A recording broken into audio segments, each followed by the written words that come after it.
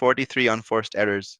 That is the number Iga Swiatek put into the net and wide of the tram lines across 2 hours and 13 minutes of Roman clay.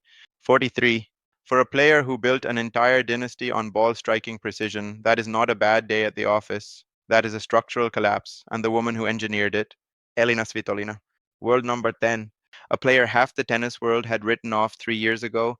She just walked off the Foro Italico with a 6-4-2-6, 6-2 demolition of the planet's third ranked player, and she did it in a way that I think nobody in the mainstream press is giving her nearly enough credit for. So let's fix that right now. I was watching the tape back, yeah, specifically the third game of the first set, and the pattern was already there if you knew what to look for. Svitolina was not trying to overpower Swiatek. She was doing something far more surgical. Every time Swiatek loaded up on that lefty-style cross-court topspin forehand, the one with the vicious RPM that kicks up above shoulder height on most opponents, Svitolina was taking it early, stepping inside the baseline, absorbing the pace, redirecting it flat down the line.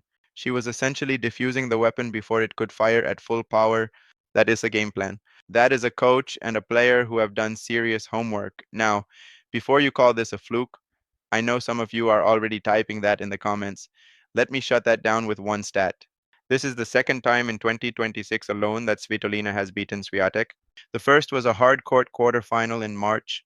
Two different surfaces, two different tournament stages, same result. At some point, a pattern stops being a coincidence and starts being a verdict. I'm calling it a verdict. Here's the bit that actually bothers me about the Swiatek side of this. She came into this semi-final on a four-match winning streak. She had just taken apart Jessica Pegula in straight sets without breaking a sweat. The serve was clicking, the forehand was loaded, and the draw had opened up beautifully for her. By every conventional metric, she was the runaway favorite. And then the third set happened, and it was like watching someone pull a thread on a sweater. Once it started unraveling, nothing could stop it. The 2 to 6 second set gave Swiatek fans hope. Justified hope, honestly. She was hitting deeper, getting more topspin on her first ball after the serve, and Svitolina's court coverage was being tested. At 3-1 in that second set, you could see Svitolina adjusting her positioning, pushing slightly further behind the baseline to give herself more reaction time. It bought her a few extra milliseconds, but it also gave Swiatek more room to work with, and Swiatek punished it mercilessly. That second set was Swiatek at her purest. Aggressive baseline ball striking, high kicker out wide on the ad court serve, pulling Svitolina off the court and opening the inside out forehand winner. Textbook, clinical, the Swiatek we know. So, how then does the third set become a 6-2 rout? I'll tell you exactly how. Breakpoint conversion. I was looking at the tape, and Svitolina converted 5 of her 7 breakpoint opportunities in the final set. 5. Swiatek, for comparison, had 2 chances and converted 0. When you are failing to hold under pressure and your opponent is cashing in every time she sniffs an opportunity, the scoreboard is not lying to you. Your mental game is. And this is where I have to be honest, because I think it's an indictment of Swiatek's mentality under a very specific type of pressure. Not pressure from the scoreboard. She handles deficits fine in general, but pressure from a player who refuses to emotionally engage with her. Svitolina does not give Swiatek anything to feed off. No frustration, no body language cues, no racket slams. She is an absolute blank wall of competitive composure, and I think that gets into Swiatek's head in a way that more flamboyant opponents simply do not. There is nothing to react to, nothing to compete against emotionally. You are just left alone with your own game, and if your own game is producing 43 unforced errors, that silence becomes deafening. I was looking at the tape and noticed something at 2-2, 30, 40 in the third set, a moment that I think encapsulates this entire match. Swiatek had a second serve coming under pressure, the crowd murmuring. She went for a kick serve out wide to the deuce court, the right call tactically. But she clipped the net tape. The ball sat up. Svitolina absolutely crushed. A flat forehand returned down the line, broke for 3-2, and just walked back to the baseline. No fist pump, no emotion. Just walked back, bounced on her toes, and reset. That walk, that complete absence of theater, is one of the most psychologically devastating things a player can do to an opponent who is already teetering.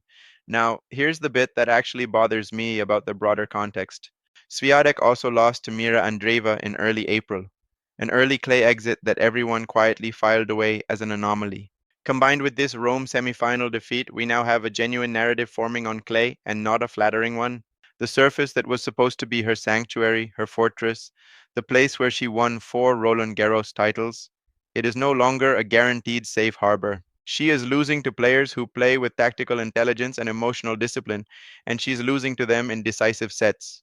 If you're a purist, you're going to hate this opinion, but I think Swiatek's clay dominance has been declining for 18 months, and nobody in the mainstream wants to write that headline.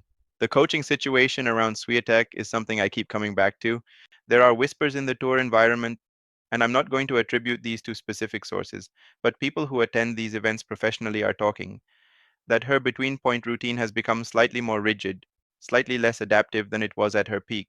The head down, intense self talk that used to look like fierce concentration is starting to look, in some matches, like someone trying to drown out doubt rather than harness clarity. That is not the same thing. And the body knows the difference even when the mind won't admit it. Meanwhile, Svitolina's journey to this final deserves every superlative available. She did not just beat Swiatek in that semifinal. Before that, she eliminated Elena Rybakina, the second ranked player in the world, in a grueling three-set quarterfinal. Back-to-back top three scalps across consecutive days on clay at 30 years old, her physical conditioning is extraordinary.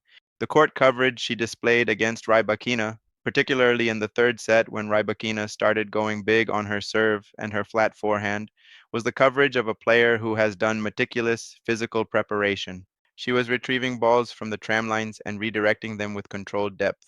The legs were not betraying the technique. That is elite athleticism married to elite tactical intelligence. What Svitolina has built this season is not an accident. It is a deliberate, methodical reassertion of her position in women's tennis. Her game has always had the technical architecture for this: a solid, compact two handed backhand, a first serve that holds up under pressure, and that legendary defensive positioning. But what is different now is the offensive intent. She is stepping into the court more, taking balls earlier, hunting short balls with her inside out forehand instead of passively redirecting. She is playing for the first time in perhaps 5 years with genuine aggression layered onto her natural defensive brilliance. It is a potent combination, and whoever faces her in the Rome final is going to find out exactly how potent. Here is my 3 month read on both of these players heading into Roland Garros, and I want you to remember this take when the draw comes out. Svitolina, with this momentum, with two top three wins in 1 week, with her physical condition visibly peaking, is a genuine threat at Roland Garros. Not a dark horse, not a sentimental story. A genuine, legitimate threat to win the whole tournament. Her game sets up beautifully on the slow Parisian clay. The high bounces suit her defensive skill set. Her early ball philosophy will work on the medium paced Chatrier court, and her emotional management is currently at a level I have not seen from her since before her maternity leave. Back her with confidence. As for Swiatek, and I say this with respect for everything she has achieved, she is heading into Roland Garros with a question mark above her head that has not been there since 2021. The clay losses are compounding. The unforced error numbers are trending in the wrong direction. And psychologically, she now carries the knowledge that Svitolina owns her in 2026. That is weight. That is real weight that sits in the subconscious during the final three games of a third set, when the pressure is maximum and the crowd is with her opponent. She can absolutely win Roland Garros. The talent has not evaporated, but she is going to have to solve problems that she currently cannot solve, and she needs to solve them in roughly 3 weeks. The rest of the tour has been put on formal notice. Elina Svitolina is not here to make up the numbers. She is here to win titles.